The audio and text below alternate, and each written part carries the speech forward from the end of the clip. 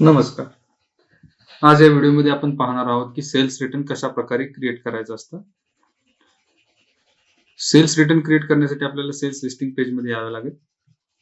दोन पद्धती असतात सेल्स रिटर्न करण्याच्या. पहिली पद्धत ती सेल्समधूनच सेल्स रिटर्न क्रिएट करायचा आणि दुसरी पद्धत असते न्यू सेल्स रिटर्न क्रिएट करायची.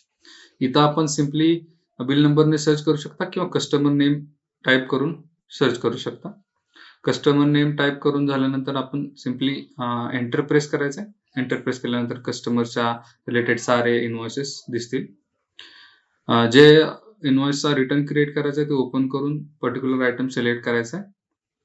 आयटम सिलेक्शन नंतर इथं मोर मध्ये जाऊन इथे एक ऑप्शन आहे रिटर्नचा. याच्यावरती क्लिक केल्यानंतर तुमचा सेल्स रिटर्न इनव्हॉइस क्रिएट होईल.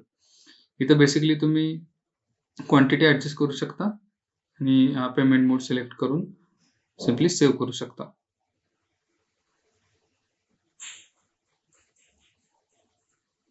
दुसरी पद्धत असते सेल्स रिटर्न क्रिएट करण्यासाठी न्यू सेल्स रिटर्न क्रिएट करणे.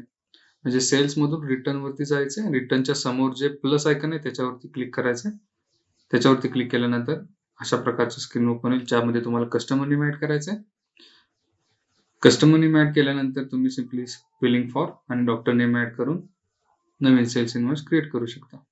इथे तुम्हाला प्रोडक्ट ऍड करायचं आहे. आयटम जे काय असेल ते स्पेसिफिकली बॅच सिलेक्ट करायची, क्वांटिटी टाकायची आणि ऍड करायचं आहे. मल्टिपल पेमेंट मोड्स मधून जरी आपण क्रेडिटमध्ये सेव्ह केलं तर त्याचा बेनिफिट आपल्याला पर्टिक्युलर कस्टमरसाठी क्रेडिट नोटमध्ये होतो. मग तुम्ही ते क्रेडिट नोट अपकमिंग बिल्समध्ये ऍडजस्ट करू शकता. सेव्ह अँड ऍडजस्टमेंटमध्ये ते कामी येईल.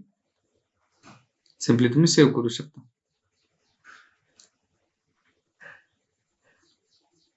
धन्यवाद.